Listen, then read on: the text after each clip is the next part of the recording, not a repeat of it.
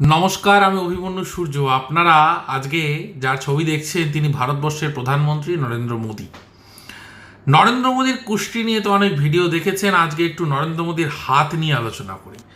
বিশেষ করে যারা রাজনীতিতে আছেন তারা একটু জানবেন কি ধরনের হাত কি ধরনের ফল দিতে পারে। দেখুন, একজন নেতার হাত কেমন হওয়া উচিত এটা খুব ইম্পর্টেন্ট। যদি মোদিজির হাত দেখেন তাহলে দেখতে পাবেন এই আঙুলটি, তর্জনী আঙুল, এই অনামিকা আঙুলের থেকে কিন্তু বেশি লম্বা। এটা কিন্তু সচরাচর তাদেরই দেখা যায় যারা লিডারশিপ কোয়ালিটি রাখে, যারা লিডার হতে পারে, জননেতা হতে পারে, গণ অভ্যুত্থান করাতে পারে, জনগণকে প্রভাব করতে পারে। জনগণের এরা প্রচণ্ড পরিমাণে ভালোবাসা পায় এবং এরা যেটা বলে মানুষ সেটা শোনে। নেতৃত্ব, কর্তৃত্ব করবার ক্ষমতা, শাসন করবার ক্ষমতা, রাজত্ব করবার ক্ষমতা নিয়ে এরা আসে। যত রাজনৈতিক নেতা আছে তার তর্জনী আঙুলের গঠনটা খুব ভালো। দেখুন, নরেন্দ্র মোদীর প্রতিটা আঙুল দেখেছেন, বৃদ্ধা আঙুল থেকে শুরু করে তর্জনী আঙুল, কত শক্তিশালী আঙুলগুলো। তার গঠন কি অসাধারণ গঠন, এবং এটা একজন রাষ্ট্রনেতা।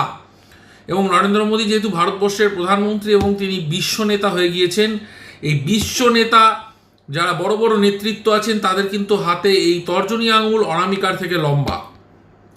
তার সঙ্গে নরেন্দ্র মোদীর হাতের আরও বেশ কিছু বিশ্লেষণ করব। দেখুন, এই যে আয়ুরেখা, এই আয়ুরেখা কিন্তু জীবনী শক্তিকে ইন্ডিকেট করে।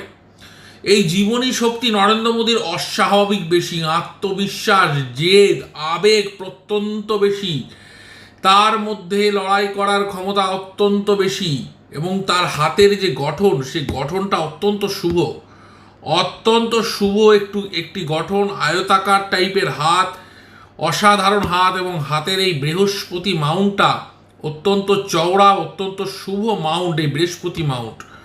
শনি ক্ষেত্রটাও যেটুকু বোঝা যাচ্ছে, এই শনি ক্ষেত্র অস্বাভাবিক প্রশস্ত এবং শনি ক্ষেত্রে কোনো অশুভ রেখা মোদিজির নেই। শনি কিন্তু সার্বিকভাবে জীবনের সাফল্যের কারক।